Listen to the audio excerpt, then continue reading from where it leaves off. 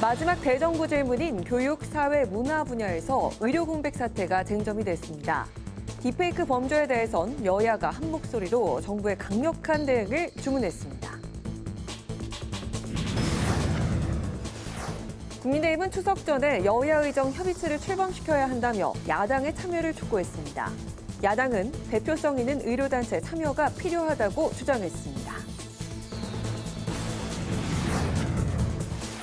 더불어민주당은 김건희 여사와 관련한 의혹과 국정농단의 실체적 진실을 밝히기 위해 특검을 반드시 추진해야 한다고 주장했습니다.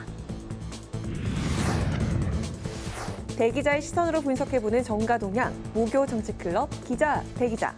여야 의정 협의체를 두고 국민의힘은 일부 의료단체라도 참여하면 추석 전 출범해야 한다는 입장인 반면 민주당은 의대 정원 문제를 의제에 포함해야 한다고 강조한 가운데 어떤 방식으로 협의체를 구성해야 할지 전망해보겠습니다.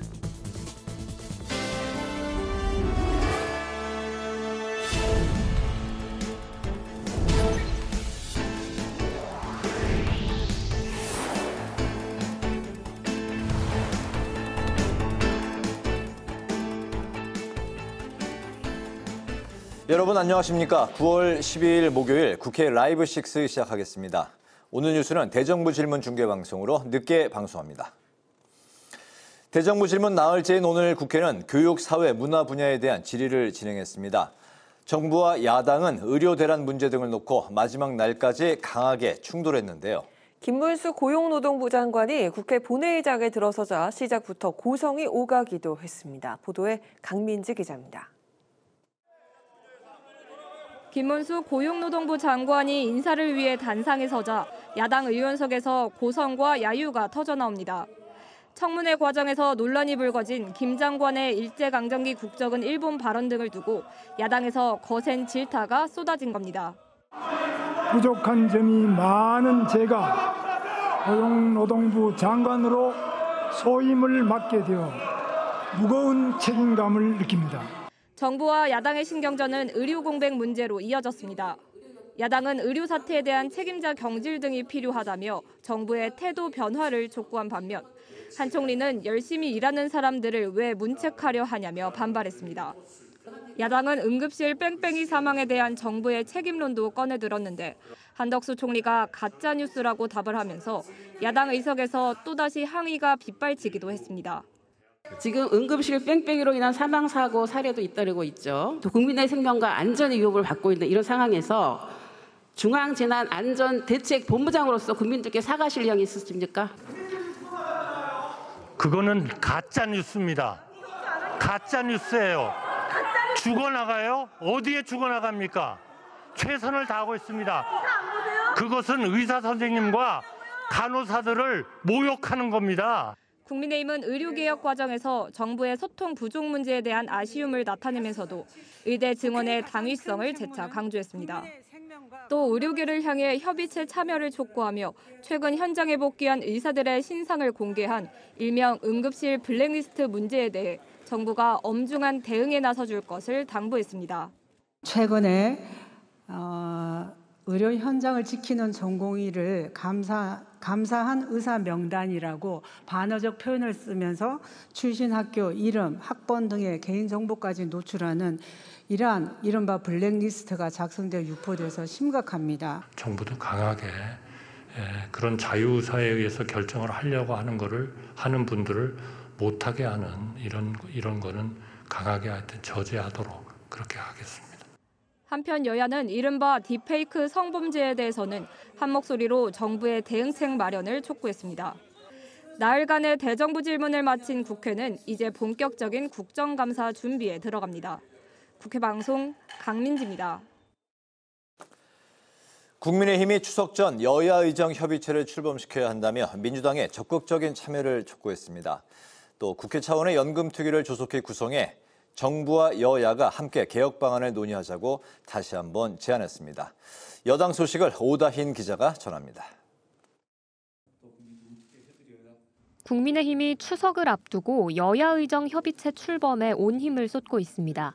한동훈 대표는 특히 추석 전 협의체 출범이 목표라며 어떠한 의제 제한도 없다고 거듭 강조했습니다. 그러면서 민주당의 적극적인 참여를 촉구했습니다.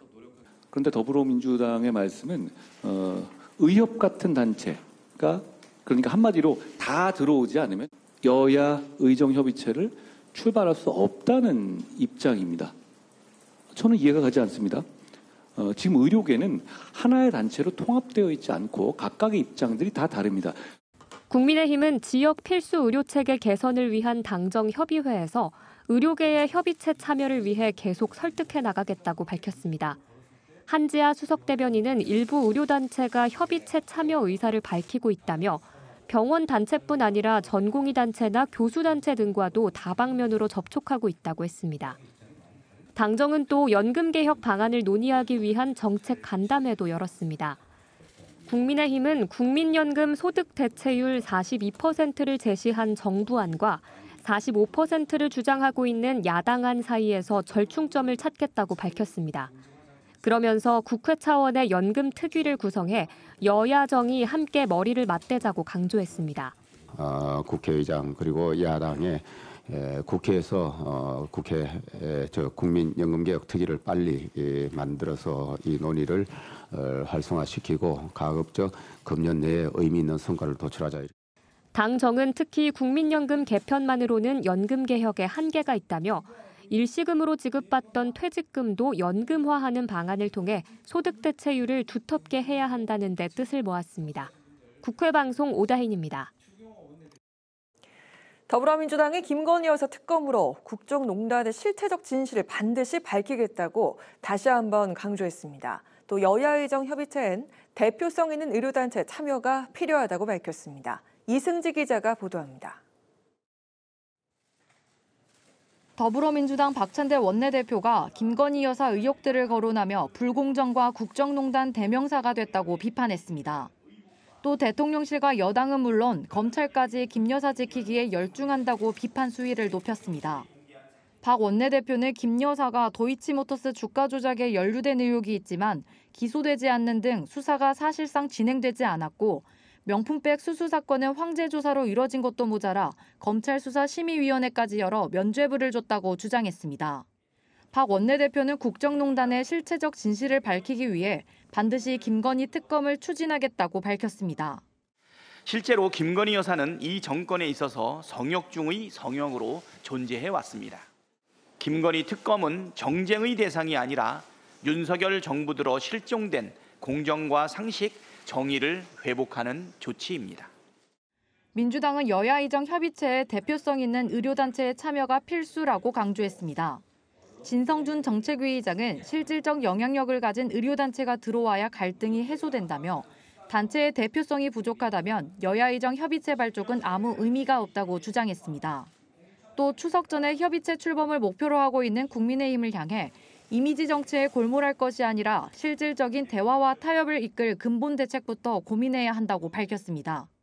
잘 아시는 것처럼 의료대란 해소 대책의 핵심은 의료 현장을 떠난 의사들이 다시 복귀하는 것입니다. 명실상부한 의료계 대표의 참여가 없는 식물협의체 발족은 아무런 의미가 없습니다. 민주당은 또 윤석열 정부의 독도지우기 행태가 계속되고 있다며 당론으로 채택한 헌법 부정 및 역사 왜곡 행위자 공직 임용 금지 특별법을 신속하게 추진하겠다고 밝혔습니다. 국회 방송 이승지입니다.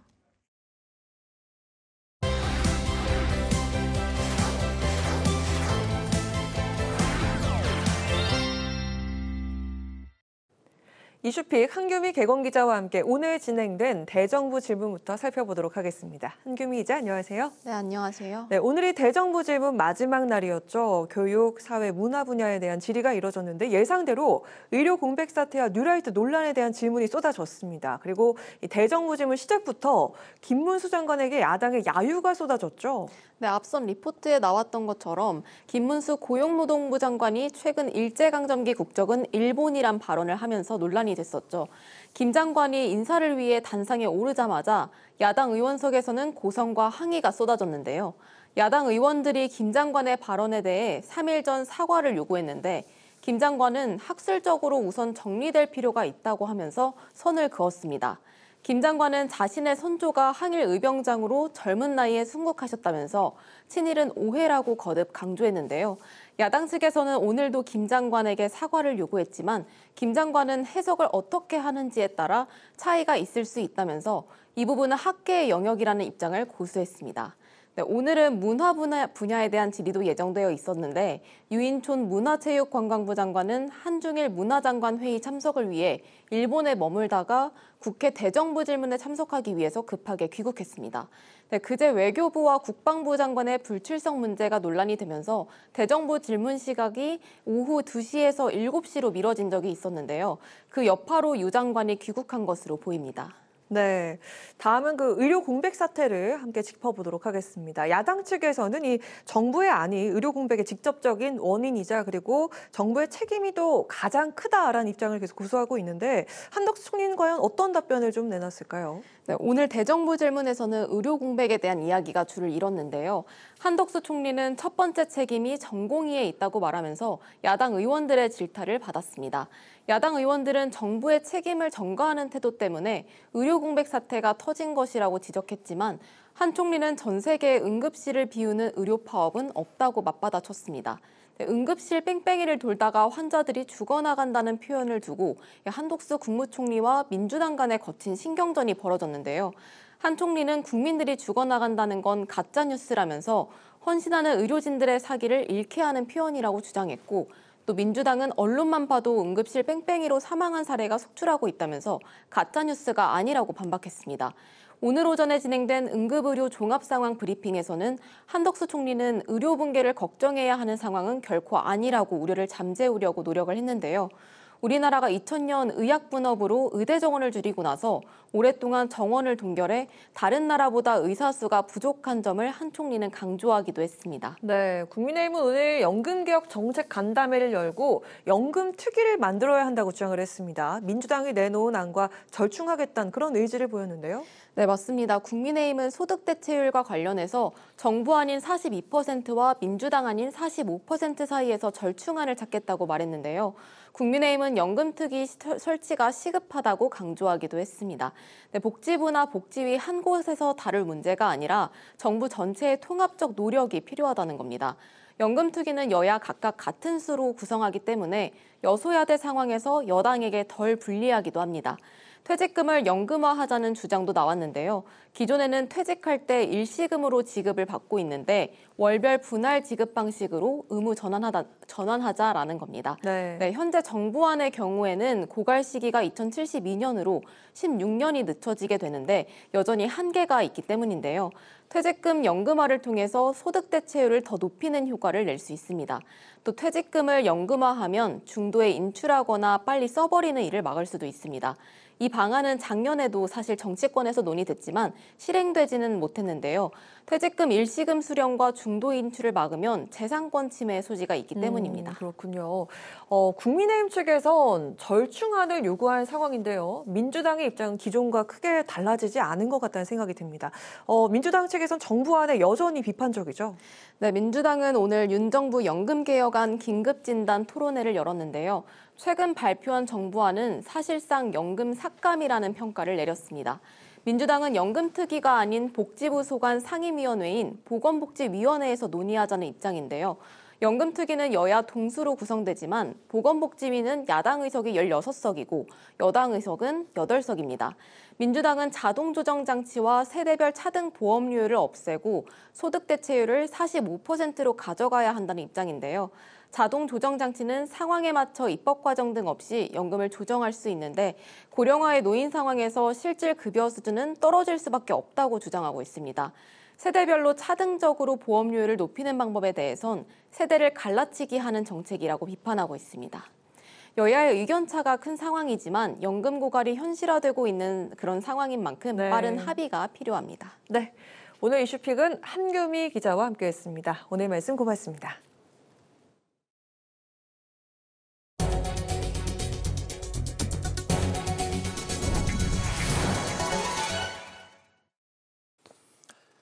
여야는 북한이 오늘 오전 동해상으로 단거리 탄도미사일을 발사한 것에 대해 강력 규탄했습니다.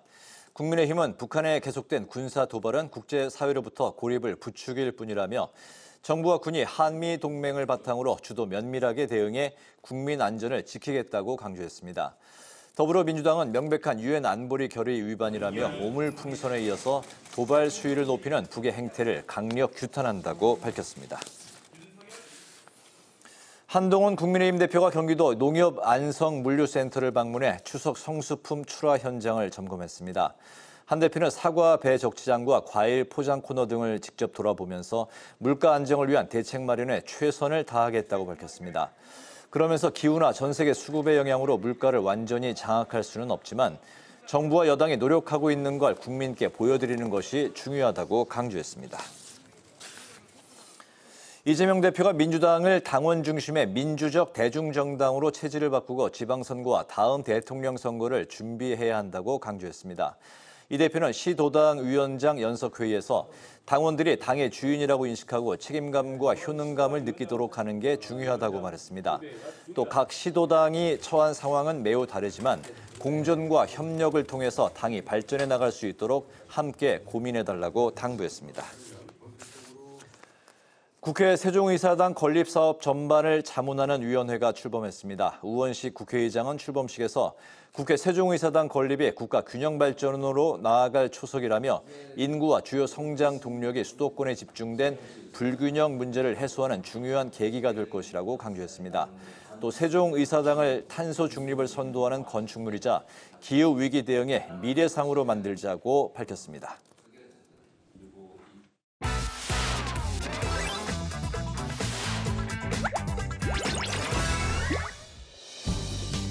9월 12일 강아랑이 전해주는 정치권의 뜨거운 말말말 강아랑의 정치랑입니다. 오늘 첫 번째 주제는 여야 의정 협의체 개문발차입니다. 여야 의정 협의체 출범이 난항을 겪고 있는 가운데 당정이 일부 의료단체가 참여하는 소위 개문발차 출범을 촉구하고 나섰습니다. 10여 개 의료단체 중 일부라도 먼저 참석해서 2026년 의대 증원 조정을 위한 대화부터 시작해야 한다는 취지인데요. 내년도 의대 정원 철회는 불가능하다는 입장을 고수 중인 대통령실도 협의체 조기 출범엔 동의의 입장을 밝혔습니다. 여기서 논의를 해보겠다는 분들이 있습니다. 그래도 의료계에 그래도 좀 대화하실 수 있는 숫자와 이런 분들이 됐다. 그러면 먼저 출범시키는 것도 방법이죠. 무엇보다 관건은 의료계 참여 여부인데 국민의힘은 일단 의사단체 두 곳에서 참여의 뜻을 밝혀왔다고 전했습니다. 이 가운데 민주당은 의료계 참여를 위한 여건부터 조성하는 게 우선이란 입장입니다. 명실상부한 의료계 대표의 참여가 없는 식물협의체 발족은 아무런 의미가 없습니다. 일단 야당을 끌어들여서 중재자 한동훈을 명절 밥상에 올려놓고 싶은 게 아닌가.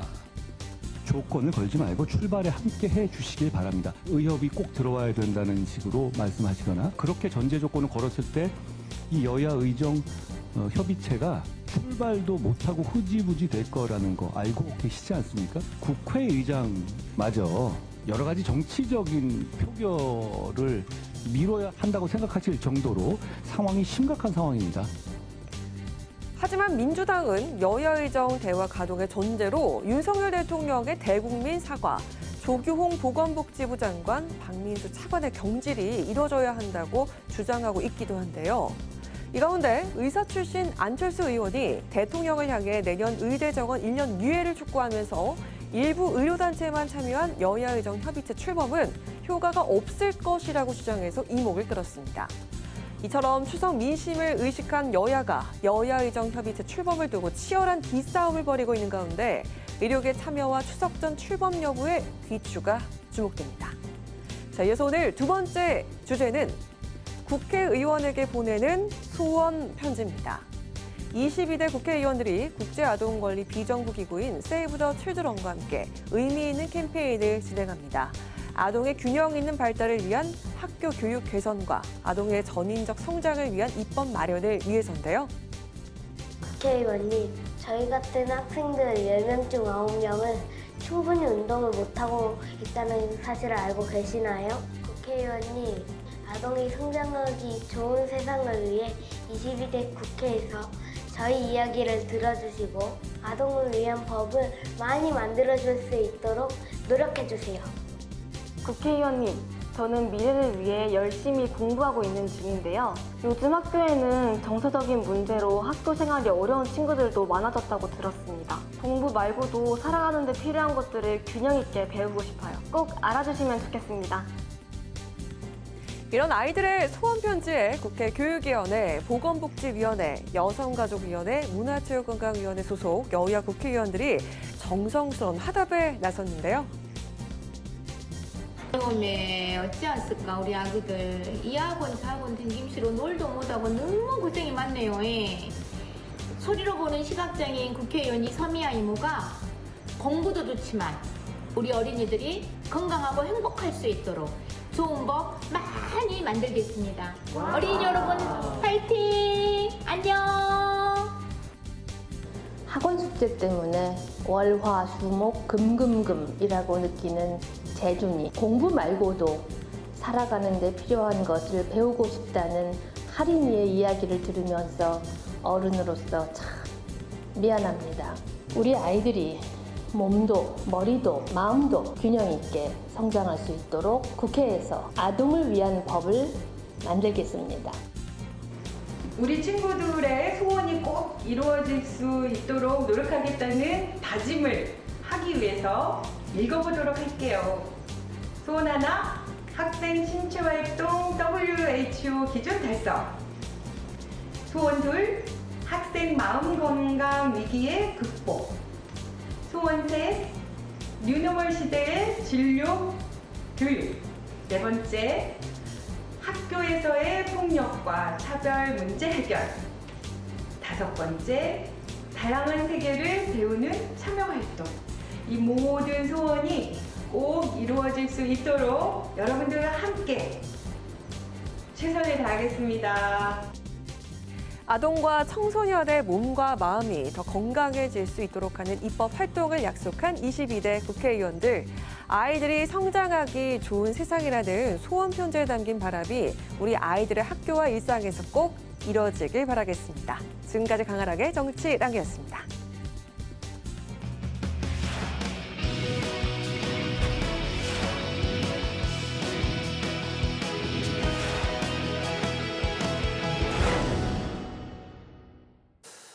네, 정치권의 동향을 대기자의 시선으로 짚어보는 목요 정치클럽 기자 대기자 시간입니다. 오늘도 최병묵 전 TV조선 해설위원, 성환영 한겨레신문 선임기자 두 분과 함께하겠습니다. 어서 오십시오. 네, 안녕하세요. 네, 오늘 최 기자님께서 발제해 오셨죠? 네, 특검법의 제동을 우원식 국회의장이 걸었죠. 원래 오늘 이제 본회의 통과 예정이었으나 이제 다음 주로 미뤘습니다. 네. 뭐 이 부분 하고요. 그다음에 요새 한참 현안이 돼 있는 의료 갈등과 관련한 여야 의정 협의체에 대한 시각 차이, 이 두 가지를 다뤄보겠습니다. 네, 말씀하신 대로 김건희 여사 특검법, 해병대원 특검법을 추석 전에 본회의에서 처리하겠다는 민주당 계획에 이제 제동이 걸렸는데요. 민주당 출신의 우원식 국회의장이 지금은 의료 갈등을 해결하는 게 선제적인 그런 시의적절한 조치다. 오늘 본회의에 상정하지 않겠다 이러면서 19일 처리를 제안했습니다. 우원식 국회의장의 결정 어떻게 보셨습니까? 예, 아주 잘한 거죠. 실제로 우리 국민 최우선 관심사가 이러다 의료 대란 벌어지는 것 아니냐. 추석 때 어디 아프면 뭐 큰일 나는 거 아니냐. 의사들이 이제 병원으로 좀 다시 돌아왔으면 좋겠다. 네. 정상화 됐으면 좋겠다. 이게 최우선 관심사죠. 그래서 이 이른바 의료 대란으로 번지지 않기 위해서 이 수습을 해야 되는 게 우리 대한민국 국민이라면 누구나의 최우선 관심사라고 생각합니다. 네. 우원식 국회의장의 그 판단과 결정은 매우 적절했다 이렇게 평가하겠습니다. 네네. 김건희 특검법이나 해병대원 특검법은 이번에 처음 발의된 게 아니에요. 그렇죠? 발의되고 나서 국회에서 통과가 되고, 뭐 네. 대통령이 또 재의요구를 하고, 뭐 그랬을 때 재표결하고, 뭐 이걸 여러 차례 반복했거든요. 네. 근데 만약에 오늘 또다시 이걸 표결에 붙였을 때 가결은 되겠죠? 그러면 또 지난 두 번에 걸쳐서 반복했던 이게 도돌이 표식으로 이제 돌아올 가능성이 대단히 높거든요. 네. 자, 그러면 이제 국민들 입장에서 보면 뭐 지겹다 내지는 그 짜증난다 뭐 해결되는 건 없이 진전되는 건 없이 계속해서 그 어떤 정쟁만 양산하는 것 아니냐. 네. 아마 이런 평가가 저는 다수일 거라고 생각합니다. 아마 우원식 국회의장이 그런 점에서 지금 현재 국민들의 관심사는 김건희 특검법이나 해병대원 특검법보다는 의료 갈등 해소다. 뭐 이 부분이 저는 그야말로 국민적 시각에서 결정한 거라고 보거든요. 네. 그런 점에서 좀 뭐 결론은 똑같은데 여하튼 대단히 그 어떤 국민의 입장에서 국회의장이 판단을 내려줬다. 네. 이렇게 생각을 합니다. 결론이 이제 똑같다고 말씀하셨는데 그럼에도 이제 민주당이 이제 서두르면서 강행하고 있는 김건희 특검법, 김건희 여사 특검법, 해병대원 특검법을 계속해서 이제 강행하고 있는 그런 이 정치적인 뭐 그 어떤 이유는 그건 뭐라고 아시다시피 보십니까? 사실은 이 부분에 관해서 특히 김건희 여사와 관련한 거는 국민들의 그 시선이 매우 냉정하고 부정적이죠. 그건 사실이잖아요.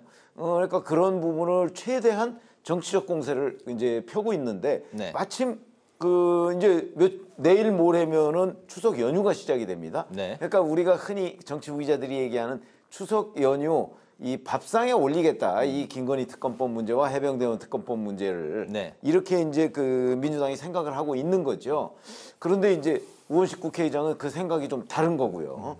지금 국민들이 정작 밥상에 올리기를 원하는 거는 의정 갈등 해소다. 네. 이제 그런 판단에서 이제 민주당 출신의 그 우원식 국회의장과 민주당의 생각이 조금 다른 거죠. 네네. 저는 그런 점에서 본다면 민주당은 약간 정치 공세적 의미를 담고 있는 것이고 네. 우원식 국회의장의 판단은 그거보다는 훨씬 더 국민의 입장을 고려한 판단이다. 그래서 제가 긍정적으로 평가하는 거다. 이렇게 말씀을 드리겠습니다. 네, 19일 이제 본회의에서 처리가 만약에 이제 된다면 이제 두 특검법이 또 대통령의 뭐 거부권 그리고 이제 국회에서 또 재의결 이런 수순을 밟게 될까요? 글쎄요, 그 전에 19일 날이면 한 일주일 뒤로 미뤄지는 거죠. 네. 그 사이에 또 무슨 일이 벌어질지 알 수가 없죠. 우리나라 정치라는 게 그렇게 예측 가능하지 않기 때문에요. 그래서 좀 두고 봐야 됩니다. 네. 우원식 국회의장도 19일 날 본회의에서 내가 처리하겠다 이렇게 얘기하지 않았고요. 그 여야 원내대표들이 19일 날 본회의에서 처리하는 방안을 좀 협의해달라 이렇게 주문을 했습니다. 그래서 좀 봐야 될 것 같아요. 이제 민주당에서도 오늘 의원총회 할 때 박찬대 원내대표가 의원들한테 일단 19일로 일주일 정도 일단 밀어놨으니까 이걸 안 하겠다는 게 아니다. 이렇게 설명을 해서 의원들이 많이 납득을 했다고 합니다. 그런데 이제 지금부터 추석 연휴 기간에 이제 민심이 어떻게 형성이 되는지 뭐 이런 것도 좀 봐가면서 결정을 하지 않을까 이렇게 예상이 됩니다. 네네, 알겠습니다. 이런 가운데 여야 의정 협의체 구성을 두고 여야가 이제 시각차를 보이고 있습니다. 바로 이제 의정 갈등 이야기인데요. 한동훈 국민의힘 대표가 일부 의료계라도 이제 참여를 한다면 추석 전에 먼저 협의체를 시작하겠다 이런 입장, 뭐 개문발차 이야기가 나오고 있는데 민주당은 의료계 참여를 위한 그 분위기 여건부터 이제 먼저 조성을 하라면서 내년 의대 정원 문제도 이 의제에 포함시켜야 된다 이렇게 강조를 했습니다. 사실상 뭐 수시도 이미 시작이 된 상황에서 이게 의대 증원 바로 이제 내년 정원 문제부터 이게 이제 논의 의제로 포함시키는 게 가능할 것이냐 뭐 그런 이야기부터 포함해서 어쨌든 이 협의체가 좀 어떻게 구성이 되는 게 바람직하겠습니까? 글쎄요, 뭐 다 들어오면 좋은데 현실적으로 모든 단체 입장이 똑같지 않으니까요. 뭐 부분적으로라도 참여를 하면 일단 얘기를 시작하는 게 맞다고 봅니다. 네. 여기에 뭐 대통령 사과해라. 또 내년도 그 정원 문제도 의제에 포함시켜야 된다. 저는 포함시키면 된다고 봐요. 그 의제 포함시켜서 테이블에서 같이 얘기하면 되는 거 아닙니까? 이를테면 뭐 야당이라든가 뭐 의료 관련 단체에서는 그 테이블에 앉아서 네. 대통령 사과해야 된다 이렇게 요구할 수 있는 거고요.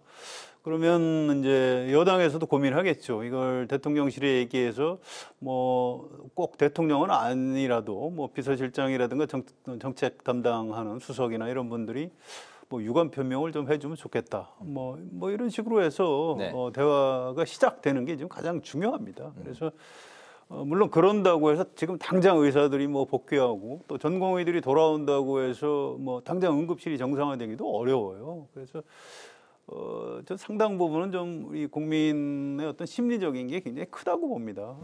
여기서 이제 대화를 시작하지도 못하면 네. 큰일 났다. 이거 이제 아프면 이 잘못하면 뭐 목숨 위태로운 것 아니냐 이런 공포감 같은 게 올 수 있거든요. 그래서 지금은 일단 뭐 이런저런 전제 조건 달 때가 아니고요. 물론 한동훈 대표가 좀 지나치게 서두는 감이 있기는 해요. 뭐 성과에 급급하기 때문에 그렇기는 한데 그럼에도 불구하고 지금은 일단 협상 테이블에 앉는 게 중요하다. 대화를 시작하는 게 중요하다. 이렇게 생각을 합니다. 네, 10여 개 이제 의료 단체 중에 일부라도 참여를 하면 바로 출범을 시켜야 되는 게 뭐 그 그거는 뭐 대전제죠. 왜 그러냐면 의료계가 한 목소리를 내는 게 중요한데 의료계 한 목소리 낼 때까지 기다렸다가는 아마 영원히 출범 못 시킬 가능성도 있다고 저는 봐요. 네. 그렇기 때문에 어느 그 한두 군데라도 좀 관심을 가지고 그 전부 다 지금 의료계에서 이제 뭐 의사협회 요구사항 다르고 전공의협회 요구사항 다르고 뭐 다 달라요. 그러니까 이거를 뭐 그 내부에서 뭐 우선 민주당 주장대로 또 뭐 그러면 여건을 조성하라 그러면 뭐 예를 들어서 윤석열 대통령이 사과하면 의료계가 들어오나요? 전 그렇게 생각하지 않아요. 네. 그 모든 걸 대화의 테이블에 다 올려놓고 논의를 하고 그리고 거기서 결론을 내서 정말 윤 대통령이 이렇게 합의할 경우 윤 대통령 사과 필요하다. 그러면 그 문제까지도 한꺼번에 그 일괄 타결을 하지 않으면 네. 어느 하나 두 개씩 카드를 이렇게 빼먹기 시작하면요.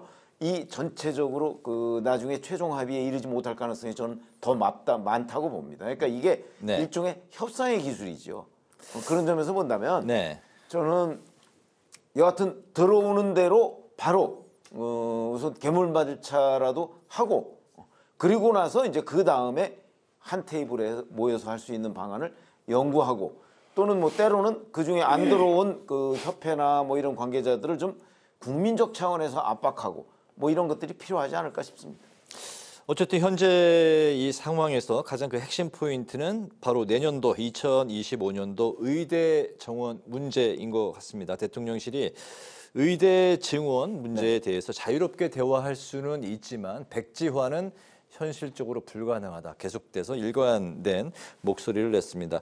의사 출신인 안철수 의원은 2025년 정원에 대해서 논의하지 않으면 의대생들과 전공의들은 전혀 복귀할 생각이 없다면서 이제 의료 붕괴냐 수험생 피해냐 둘 중 하나를 이제 선택해야 한다. 이런 입장을 밝혔는데요. 대통령이 좀 결단을 내릴 가능성 어떻게 보시는지 그리고 과연 이 상황 2025년도 의대 증원 문제 전공의들이 강경한 그 상황인데요. 좀 어떻게 보고 계세요? 근데 안철수 의원이 지금 의사협회장이신가요? 전 좀 납득하기가 어려워요. 이 정치인이면 뭐 이제 갈등을 좀 조정하고 대안을 좀 내고 이런 얘기를 해야죠. 이걸 무슨 의료 붕괴냐 수험생 피해냐 이걸 선택해야 된다. 아니 지금 이 전체 상황에 대해서 무슨 심판관입니까? 좀 굉장히 좀 납득하기 어렵고요. 뭐 이쯤 되면 이분이 이제 좀 정치를 너무 오래 하셔서 그런가요? 좀 이게 좀 그 너무 발언이 좀 부적절한 것 같아요. 전 굉장히 지금 뭐 여야를 막론하고 네. 비판 여론이 굉장히 좀 강하게 나오는 걸로 알고 있습니다. 정치인은 어떤 그 갈등 상황이라도 대화와 타협을 유도해서 좀 조정을 해내고 새로운 길을 모색하고 이런 고유의 어떤 역할이 있는 그런 직업군입니다. 그런데 지금 의사들 편을 들어서 정부가 어느 한쪽 편을 선택을 해서 뭐 의료 붕괴냐, 뭐 수험생 피해냐 선택을 해라. 이런 식으로 윽박지르는 게 이게 맞는 자세입니까? 저는 그걸 굉장히 비판적으로 볼 수밖에 없습니다. 네. 실제로 이렇게 되지도 않을 겁니다. 현재 상황이 이렇지도 않고요. 네, 안철수 의원의 그 기자회견 그 발언과 그렇다면 대통령은 최후 뭐 어떤 결정을 내릴 것 같습니다. 아니 일단 대통령이 내릴 결정 중에 네. 뭐 내년도 의대 증원을 백지화하겠다 이런 결정은 안 내릴 거예요. 그건 뭐 아주 확실합니다. 그렇다면 전공의들이 돌아올 가능성도 없다는 아니 거 아닌가요? 그러니까 아예 그렇지 않죠. 지금 전공의들이 돌아오지 않는다 얘기하는 거는 네. 일종의 저는 협상의 기술이라고 봐요. 아 그렇습니까? 지금 수시 모집 시작했는데 그리고 수많은 그 수험생들이 지금 그 내년도에 의대에 들어갈 거라고 다 공부하고 원서 내고 다 했는데 네. 그걸 백지화하면 이건 나라도 아니에요. 그렇기 때문에 저는 안철수 의원이 본인이 의사잖아요. 그래서 의사이자 국회의원인데 역시 지금 말씀하신 대로 의사의 한계를 못 벗어났다 이렇게 봅니다. 지금 안철수 의원이 여기서 이런 얘기를 할 게 아니고요. 이 의정 갈등의 해법은요. 뭐 아니면 도. 예를 들어서 의사의 완승 또는 뭐 대통령실의 완승 이렇게 끝나지 않아요. 어차피 양쪽에서 조금씩 양보하지 않으면 끝날 수 없는 의제예요. 이게 안철수 의원은 지금 거의 뭐 어느 한쪽의 완승으로 끝내야 된다. 그것도 의사들의 완승으로 끝내야 된다는 쪽에 상당히 경도돼 있잖아요. 저래 가지고선 문제가 해결되지도 않고요. 저거는 국회의원의 자세도 아닙니다. 의사의 자세일 뿐이에요. 그런 점에서 본다면 그 적어도 국정을 다루는 그 사람이라면 이 부분에 관해서 어떤 그 접근법이 양쪽이 그 의견을 접근시킬 수 있는 방법이 뭔가 이걸 찾아내는 게 국회의원의 책무다. 이렇게 말씀을 드리겠습니다. 양쪽의 그 양보를 이제 말씀하셨는데 그렇다면 이제 정부가 양보해서 좀 전공의들을 끌어들일 만한 그런 아니 그게 이제 예를 들어서 2026학년도 뭐 의대 정원을 뭐 어떻게 한다든지 아니면 앞으로 장기적으로 의사를 정원시켜야 한다는 건 국민적 요구예요. 그러니까 장기적으로 의대 정원을 어떻게 하고 중간에 뭐 유예 기간을 둔다든지 뭐 다양하죠 방법은. 현재로서는 2026년도부터의 의대 증원 갖고는 전공의들은 지금 꿈쩍도 안 하는 상황 아닙니까? 아니 그거는 협상 테이블에 들어오기 전까지의 얘기라니까요. 테이블로 들어오면 그러면 달라질 수 백조하지 않으면 안 들어온다. 그럼 뭐 못하는 거죠. 전 그렇게 봅니다. 못한 상태에서 정부가 비상의료 체계를 그러면 뭐 앞으로 뭐 1년을 가든지 2년을 가든 그 강구를 해야 되는 거죠. 안 되면 뭐 해외 의사를 뭐 모셔오든가 뭐 대책을 강구해야 될 거 아니에요. 해외 의사요? 네, 성 의원님. 이 의료 현장을 굉장히 잘 아는 분들의 얘기인데요. 이렇게 보시는 게 좋습니다. 이 얘기를 꼭 덧붙여야 될 것 같은데 이 의대 정원 사태로 인한 후유증은 원상 회복이 안 된다고 합니다.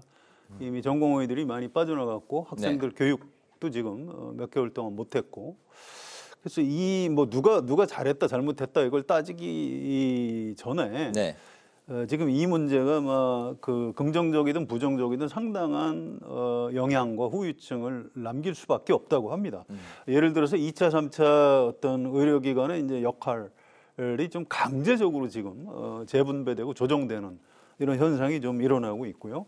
좀 부작용 중에 하나는 대학병원이 굉장히 좀 부실화되고 있는 그런 측면이 있다고 합니다. 그래서 이건 굉장히 좀 우리가 앞으로도 좀 뭐 고통스럽게 겪을 수밖에 없는데 이걸 현실로 받아들이지 않을 수는 없다고 해요. 다만 이런 여러 가지 고통과 부작용을 어떻게 좀 줄여가면서 의대 증원이라는 목표도 달성을 하고 의료 시스템 선진화도 우리가 이루어 나갈 것인가.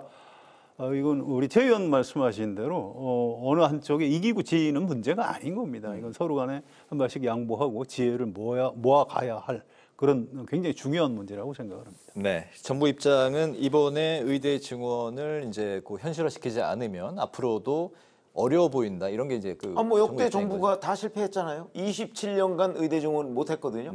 그 앞으로 지금도 여러 얘기를 하지만 핵심적인 내용은 증원 안 된다는 거예요. 그렇기 때문에 아마 이번에 못하면 기약 없는 상태의 장기 과제가 될 것이다 이렇게 생각합니다. 당장 추석 연휴가 이제 걱정이 되는 시점에서 이 연휴 기간만이라도 전공의들이 좀 그 응급 현장을 좀 지킬 수 있는 이런 가능성에 대해서는 좀 어떨까요? 뭐 그런 생각이 별로 없어 보입니다. 현재까지는. 네, 가능성이 그러니까, 없어 보인다. 네, 없어 보입니다. 네. 알겠습니다. 다음 이슈로 넘어가 보도록 하겠습니다. 김건희 여사의 이제 공개 활동을 두고 많은 매체 또 이제 평론가들의 이야기들이 많이 쏟아져 나오고 있습니다. 이틀 전 구조대원들을 찾아가서 이제 격려를 했고 이번 추석에 대국민 인사 영상에도 이제 등장할 예정이라고 전해지고 있는데요. 김 여사 특검법을 추진하고 있는 야권에서는 당연히 비판이 쏟아져 나오고 있습니다. 김건희 여사의 행보 좀 어떤 의미가 있고 좀 시기적으로 맞다고 보십니까? 글쎄요, 이건 뭐 김경률 회계사가 이거 좀 지나치다 뭐 이렇게 비판을 했더라고요. 네. 그러니까 여당 안에서도 이제 아예 드러내놓고 좀 문제가 있다 이런 얘기들이 나오고 있습니다. 저는 그렇게 심하게 비난하고 싶지 않습니다. 보니까 김건희 여사 본인이 좀 영혼이 굉장히 좀 자유로운 분인 것 같고요. 아, 영혼이 자유롭다. 예. 그래서 뭐 좀 마음 내키는 대로 자유를 만끽하면서 사시는 스타일 같아서 뭐 그걸 바꿀 수 있겠는가? 뭐 그걸 또 이제 그렇게 해서 이제 남편인 윤석열 대통령 지지율이 어떻게든 좀 올라가는데 도움이 된다 이렇게 판단하시는 것 같은데 네. 뭐 그렇게 판단하신다면 그렇게 계속 하시는 게 맞는 겁니다. 그걸 뭐 억지로 이렇게 하지 말라고 그럴 생각이 없고요. 네. 다만 윤석열 대통령도 김건희 여사가 자꾸 이런 식으로 언론에 나타나서 마치 본인이 대통령인 것처럼 행세하는 뭐 이런 비판을 받는 것에 대해서 이게 이 국정 운영 동력을 확보하는 데 도움이 된다고 판단하시는지 굉장히 궁금해요. 도움이 된다고 판단하시면 네. 계속 하시면 되는 겁니다. 우리 국민이 지금 냉정하게 지켜보고 있다 생각하고요. 아까 추석 밥상 말씀하셨는데 사실은 국민의힘 의원들은 제발 좀 추석 밥상에 이거 좀 안 올라갔으면 좋겠다 이런 얘기들을 해요. 그런데 당사자들이 지금 추석 밥상 위로 막 올라가고 있는 겁니다. 이걸 뭐 말릴 방법이 없어요. 전 그냥 두는 게 맞다고 봅니다. 네. 대통령 지지율이 최근에 이제 하락세인데 그 김건희 여사의 이런 행보가 어떻게 좀 끌어올리는데 동력이 저는 될까요? 뭐 이미 윤석열 정부 초기부터 김건희 여사의 여러 의혹과 관련한 것들이 상당한 정도로 대통령의 낮은 지지율에 영향을 미쳤다고 보거든요. 네. 그러니까 이미 김건희 여사에 대한 부정적인 이미지는 저는 국민들 사이에 다 확인됐다고 봐요. 자, 그런데 이제 최근에 나오는 건 보니까 뭐 주가 조작 의혹이나 아니면 명품백 뭐 이런 부분에 관해서 이제 의혹이 상당 부분 해소됐다. 아마 본인은 그렇게 판단하는 것으로 보이는데 네. 뭐 본인이 판단하면 국민들을 그렇게 설득시켜야 되지 않겠어요? 근데 국민들은 설득당할 자세가 제가 알기로는 안 돼 있는 것으로 보입니다.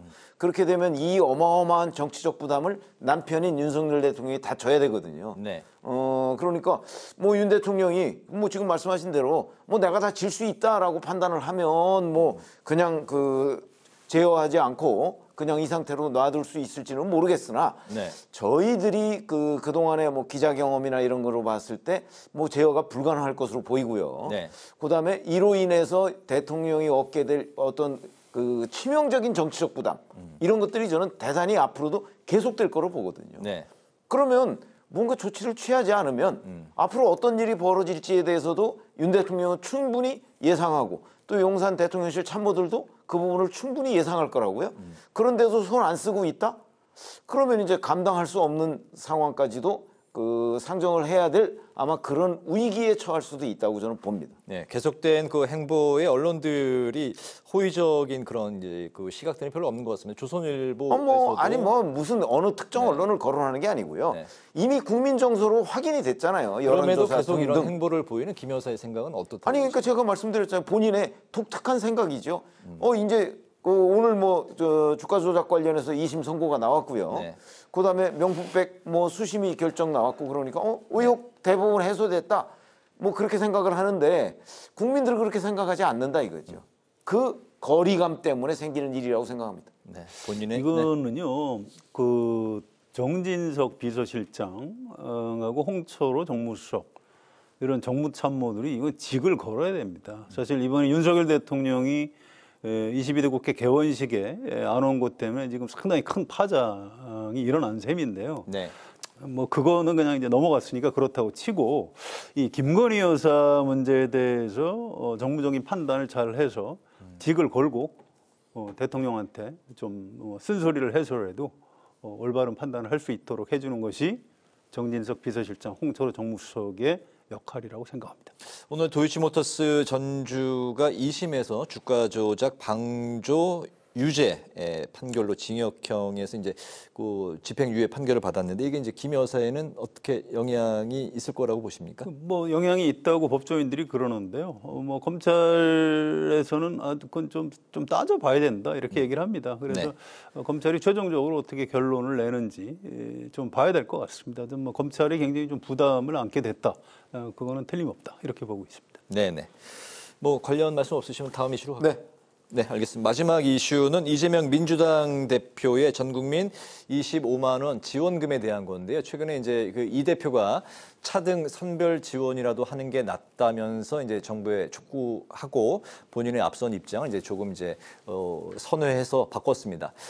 선별 지급은 이제 앞서서 김동연 경기지사가 이제 주장한 바가 있는데요. 그렇기 때문에 좀 외연을 확대하고 좀 포용하는 이런 의도가 있는 것이 아닌지.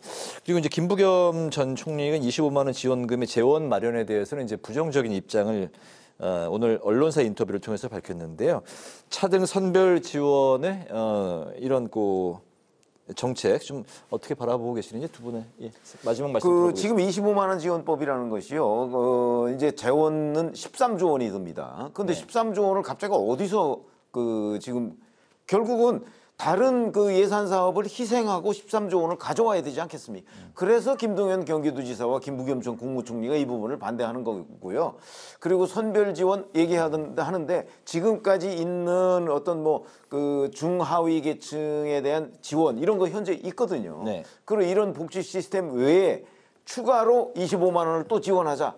아마 이런 부분은 대단히 많은 논란을 겪고 그렇게 되면 또 추가 재원이 필요한 거 아니겠습니까? 네. 그런 점에서 본다면 아마 지금 이재명 대표가 지금 현재의 복지 대책 말고 추가로 25만 원 지원하자. 글쎄 그거는 아마 대통령실이 안 받아들일 가능성이 저는 높다고 보고요. 네. 아마 이미 있는 복지 대책들이 있으니까 그걸 조금 더 두텁게 하는. 아마 이런 정도의 제3의 대안이 나오지 않을까 싶습니다. 차등 선별 지원에 대해서는 정부 여당도 동의했던 거 아닙니까? 동의했던 건데 네. 지금 현재의 복지 시스템 외에 25만 원을 또 얹어서 차등 네. 선별 지원하자. 네. 여기까지 동의한 거는 저는 아니라고 봅니다. 그렇습니까? 네. 글쎄요, 이재명 대표가 한 발 물러선 거니까요. 이걸 정부 여당에서도 전 받아들였으면 좋겠어요. 이걸 총선에서 민주당이 압승하고 나름대로 이제 야심차게 내놓은 법안인데 네. 25만 원이 아니고 빵원 이렇게 되면은 민주당 체면을 좀 많이 구기는 겁니다. 그래서 이렇게 양보한 타협안을 냈으니까 정부 여당에서도 그럼 액수를 좀 조정을 하거나 아니면 선별 지원 쪽으로 네. 하거나 이렇게 타협안을 받아들이고 대신 민주당에 좀 협조를 구할 일이 있을 겁니다. 정부 여당에서. 그렇게 해서 이런 제안 자체를 어떤 대화 타협의 정치를 복원하는 계기로 삼았으면 좋겠다 이런 생각 갖고 있습니다. 알겠습니다. 마무리로 이제 두 분의 한 줄 논평을 듣고 마무리하겠습니다. 네, 송 기자님부터 들어볼까요? 네, 지금 하던 얘기의 연장인데요. 어쨌든 선별 지급이라도 하면 민주당이 좋은 일일 테고요. 뭔가 이제 성과를 내는 거죠. 그 대신에 정부 여당에서 필요한 어떤 협조 요청을 해서 민주당 이재명 대표가 들어주면 또 정부 여당 쪽에 성과가 되는 겁니다. 네. 그래서 오늘 제 한 줄 논평은 정치는 주고받는 것이다라고 하겠습니다. 알겠습니다. 네, 추 의원님. 네, 저희가 지금까지 이제 김건희 여사 특검법, 그다음에 해병대원 특검법에 대해서 이제 논의를 했고 네. 우원식 국회의장이 이 부분에 대한 오늘 표결보다는 사실은 여야 의정 갈등 문제를 해소하는 그 문제에 집중하는 것이 더 필요하다 그래서 일주일 연기를 했는데 네. 그 부분에 대해서 이제 긍정 평가를 저희가 했잖아요. 그에 대해서 저는 한 줄 논평을 말씀드리겠습니다. 국회의장의 중립적인 민심 판단이다 이렇게 평가하겠습니다. 알겠습니다. 목요 정치클럽 기자 대기자 지금까지 최병묵 전 TV조선 해설위원 성환용 한겨레신문 선임 기자와 함께 오늘의 전국 현안을 살펴봤습니다. 이번엔 추석 연휴가 좀 길긴 하지만 저희는 연휴 끝나고 다음 주에도 방송이 또 예정이 돼 있네요. 예, 알겠습니다. 다음 주에 뵙도록 하겠습니다. 오늘 수고 많으셨습니다. 네. 오늘 국회 라이브 6도 여기서 마치겠습니다. 시청해주신 여러분 고맙습니다.